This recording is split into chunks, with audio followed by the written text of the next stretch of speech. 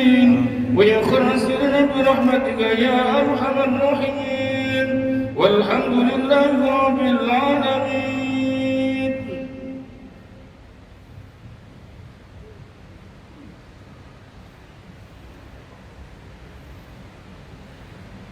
Assalamualaikum warahmatullahi wabarakatuh.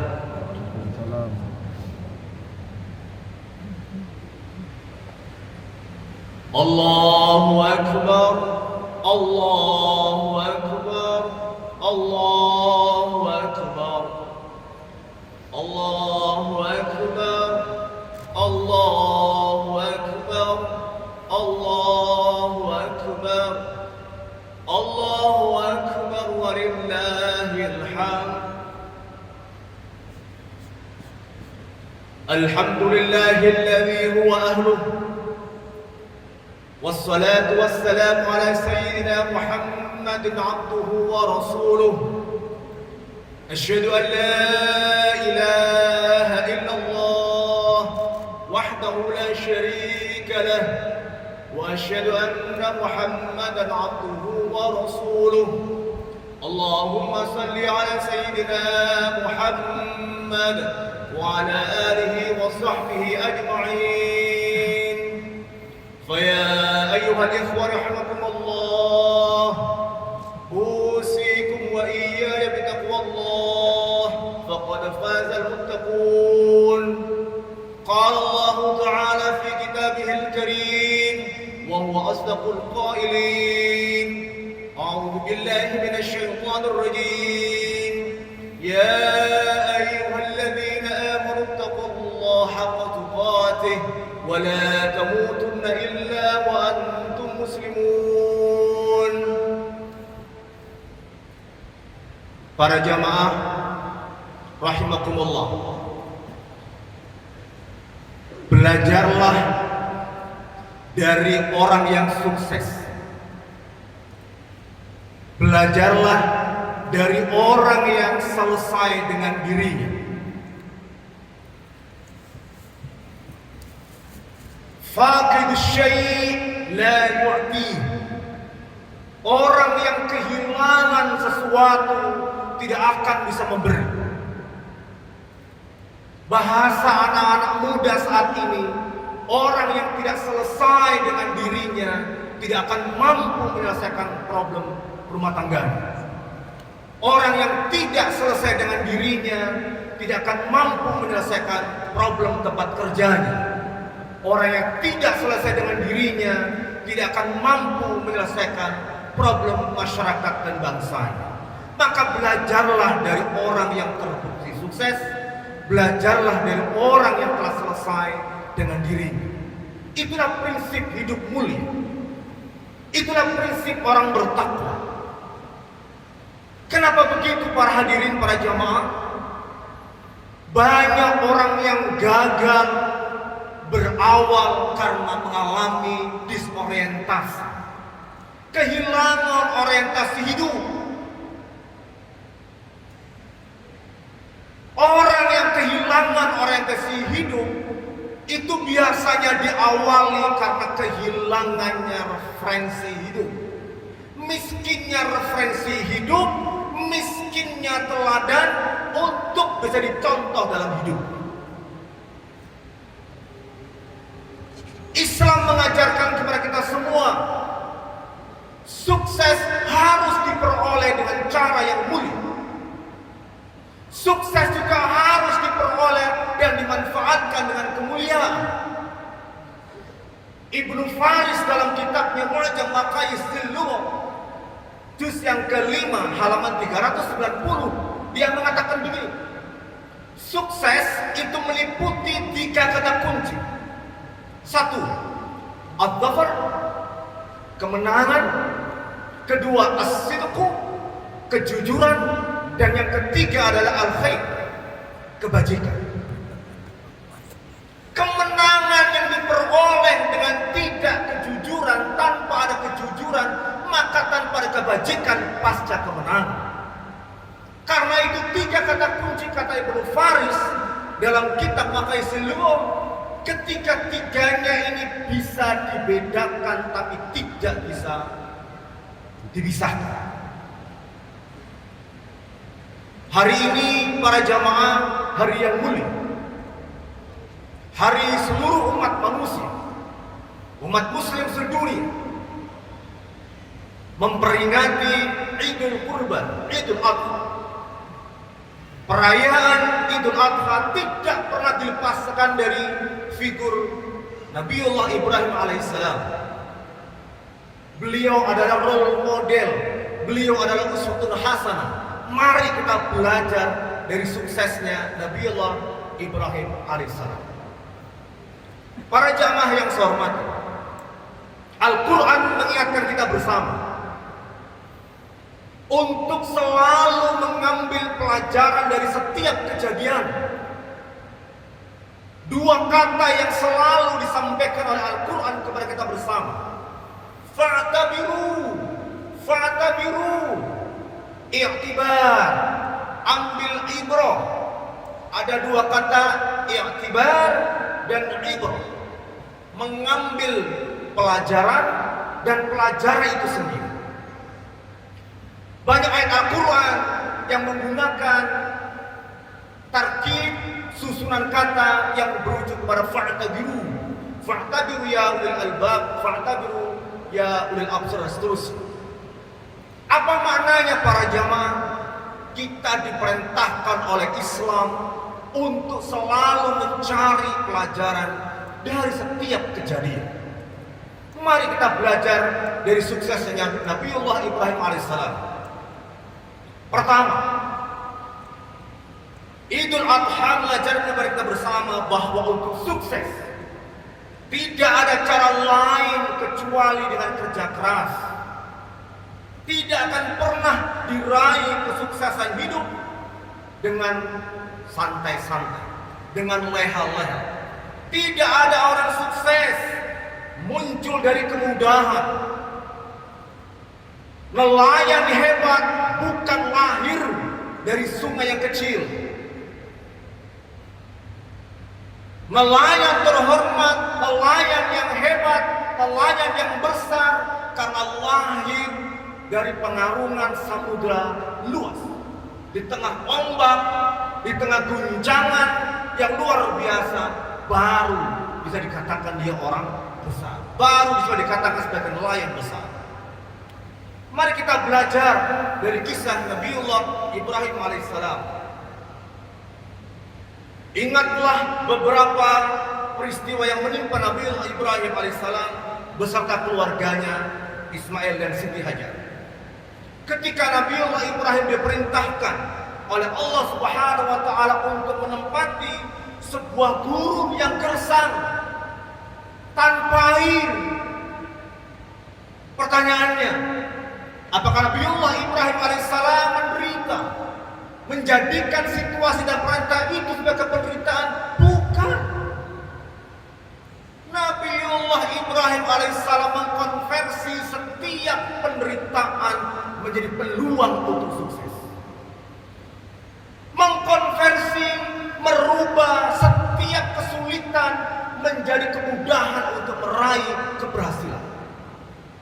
Mari kita lihat bagaimana kemudian Nabiullah Ibrahim alaihissalam beserta keluarganya memenangi kesulitan, memenangi keterbatasan itu sehingga sukses menjadi sebuah pemimpin besar. Nabiullah Sallallahu Alaihi Wasallam dilukiskan dalam Al-Quran dengan doa yang sangat luar biasa bagi kita bangsa Indonesia untuk menirunya. Rabbi ja'al hadha baladan amin warzuq ahlahu minat thamarat man amana minhum billahi wal yawmil akhir. Resep Al-Quran. Satu, Rabbi ja'al hadha baladan amin. Ketertiban, keamanan, kedamaian di tengah-tengah masyarakat prasyarat utama untuk sukses merubah yang sulit menjadi yang mudah, merubah penderitaan menjadi kesuksesan. Syarat negara syarat sebuah masyarakat untuk bisa maju adalah kondisi yang aman, kondisi yang tertib, kondisi penuh kedamaian.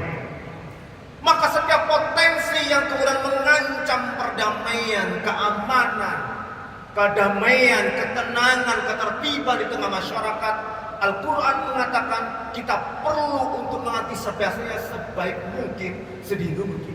Karena Nabiullah Ibrahim dalam resepnya seperti dikatakan dalam Al-Quran, Rabbi ja'al hadza baladan amin.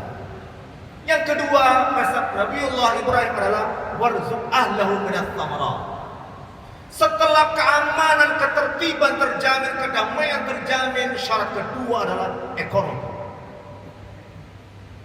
Kedamaian tidak berarti apa-apa jika perut lapar.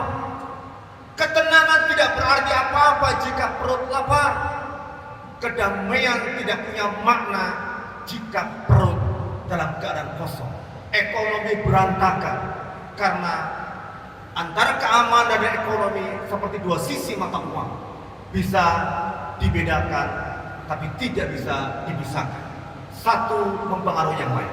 Inilah resep Nabiullah Ibrahim alaihissalam untuk meraih kesuksesan. Karena itu kemudian selalu diabadikan dalam setiap peringatan yang menjadi bagian dari kewajiban kita umat Islam, yaitu Idul Adha.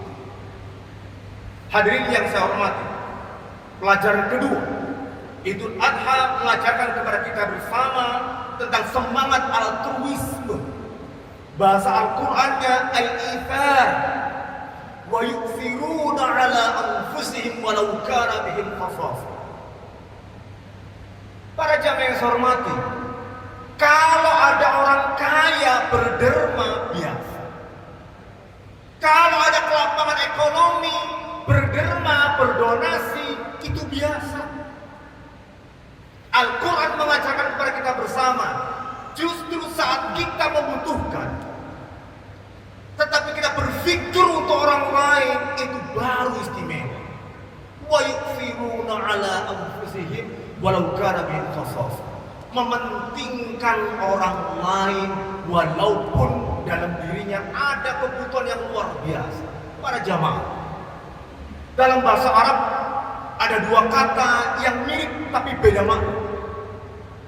Satu yang disebut dengan hajah, yang kedua disebut dengan khassas. Sama-sama berarti kebutuhan, sama-sama berarti keperluan. Beda dimensi dan beda kedalaman. Kalau hajah, kebutuhannya biasa-biasa saja. Kalau tidak kemudian mengkonsumsi itu, tidak berarti kemudian dia meninggal. Tidak berarti kemudian hidupnya susah. Tapi kalau khososo, itu kebutuhan yang luar biasa, yang kemudian kalau tidak dipenuhi, itu menimbulkan masalah. Itu khososo. Al-Quran mengajarkan wa yu'thiruna ala anfusihim walau kana bihim khasasah. Mementingkan orang lain walaupun dirinya ada kebutuhan mendesak atas sesuatu itu. Para jamaah yang saya hormati, inilah yang kita lihat bagaimana kemudian Nabiullah Ibrahim alaihissalam mengajarkan kepada kita bersama untuk berpikir kepentingan orang lain, berpikir kemaslahatan bersama. Kita semua mengenal istilah crazy rich. Orang yang tiba-tiba menciptakan dirinya di ruang publik seakan-akan dia kaya raya. Padahal itu flexing. Padahal itu hanya sekedar panen. Padahal itu sekedar hanya ingin menarik konsumen lebih besar. Flexing, penyakit masyarakat modern di era digital. Nabiullah Ibrahim alaihissalam, mari kita lihat. Pada zamannya beliau itu bukan sekedar crazy rich. Beliau adalah super crazy rich. Mari kita lihat data tentang dia. Para jamaah hormat, dalam kitab Mishkatul Anwar dijelaskan bahwa konon Nabiullah Ibrahim alaihissalam memiliki kekayaan 1000 ekor domba, 300 lembu, dan 100 ekor onta. Wakilah beliau memiliki 12.000 ekor ternak. Ini super crazy rich pada zamannya. Tapi Nabiullah Ibrahim alaihissalam tidak pernah melakukan praktek flexing. Tidak pernah kurang pamer kepada orang lain atas kekayaannya hanya untuk menarik simpati orang lain. Tidak. Kekayaan palsu. Beliau menjauhi praktek itu. Nabiullah Ibrahim alaihissalam dengan kekayaan yang luar biasa, tapi beliau tidak mempraktekkan flexing sebagaimana penyakit yang hari-hari ini kita lihat bersama-sama di ruang publik. Orang sukses dikit maunya flexing, maunya pamer. Flexing itu bukan sekedar pamer dalam bentuk praktek mengumbar kekayaan para jamaah, tapi flexing bisa dimulai dari kata-kata, dari perkataan, dari sesumbar untuk memamerkan kekayaan bahwa dia sekarang masuk kepada status ekonomi sosial kelas menengah. Nabiullah Ibrahim tidak pernah mempraktekkan itu. Sukses tidak membuat kita kemudian congkak. Sukses tidak kemudian membuat Nabiullah Ibrahim kehilangan jati diri. Mengapa Bapak Ibu sekalian saya hormati para hadirin? Orang kalau sudah berhenti belajar, maka itu awal kebodohan.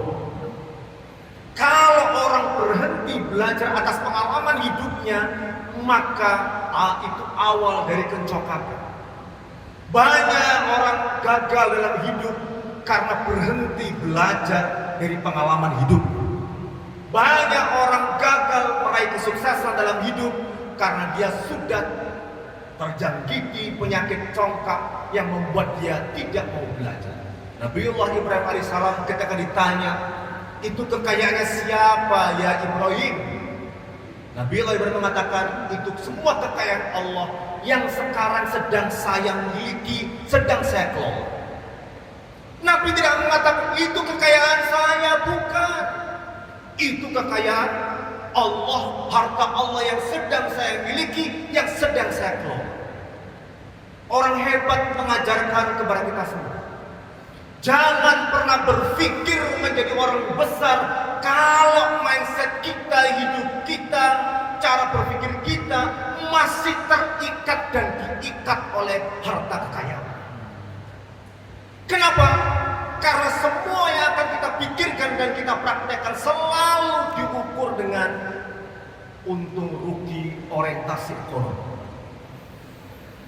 Orang hebat, orang sukses, orang besar tidak akan pernah menjadikan dunia, mencekiknya, mengikatnya, membelenggunya, sehingga dia tidak pernah bisa berpikir besar untuk kemaslahatan bersama. Para jamaah hormat, pelajaran ketiga dari Idul Adha. Bapak Ibu, para hadirin yang saya hormati, Al-Quran mengingatkan kepada kita bersama, qad kanat lakum uswatun hasanah fi Ibrahim walladzina ma'ah. Nabiullah Ibrahim teladan yang baik. Teladan yang baik untuk ditiru bersama orang-orang yang bersama Nabiullah Ibrahim alaihissalam. Mari kita lihat bersama-sama. Nabiullah Ibrahim alaihissalam dikenal sebagai bapaknya para nabi. Dikenal dengan bapaknya para pengarut agama. Banyak rasul, banyak nabi lahir dari tangan, dari keturunan Nabiullah Ibrahim alaihissalam. Para jamaah yang saya hormati, di barat hari-hari ini muncul istilah konsep yang berubah dari sebelumnya. Jika sebelumnya mereka meyakini konsep learning from parents, belajar dari orang tua, sekarang hari-hari ini di barat muncul konsep baru yang disebut dengan learning with parents, belajar bersama orang tua. Dulu banyak anak yang kemudian diperintahkan orang tuanya untuk belajar dari dirinya. Orang tua menempatkan dirinya sebagai sumber pengetahuan, sebagai sumber teladan. Hari ini di barat muncul kesadaran menjadikan orang tua bukan sekedar sebagai orang tua tempat anak belajar nilai, tapi menjadikan orang tua sekaligus sebagai teman. Learning with parents, belajar bersama orang tua. Tidak akan pernah orang tua bisa menjadi guru yang baik. Tidak akan pernah orang tua bisa mengajari yang baik kepada anaknya jika dia tidak selesai dengan dirinya. Karena itu kemudian para jamaah yang saya hormati, jika hari-hari ini kemudian orang tua dituntut di rumah untuk juga menjadi guru yang baik, sebetulnya Nabiullah Ibrahim alaihissalam mengajarkan kepada kita semua, learning from parents, learning with parents, itu sudah dimulai oleh beliau dalam mendidik putra-putri. Tidak sekedar menjadi guru, tapi juga belajar bersama putra-putra beliau, sehingga lahir dari keturunan Nabiullah Ibrahim para nabi, para rasul yang sangat mulia. Para jamaah yang saya hormati, bagaimana kemudian kisah seperti digambarkan Al-Quran, falamma balagha ma'ahu as-sa'ya qala ya bunayya inni ara fil manam anni adbahuka fanzur madza tara.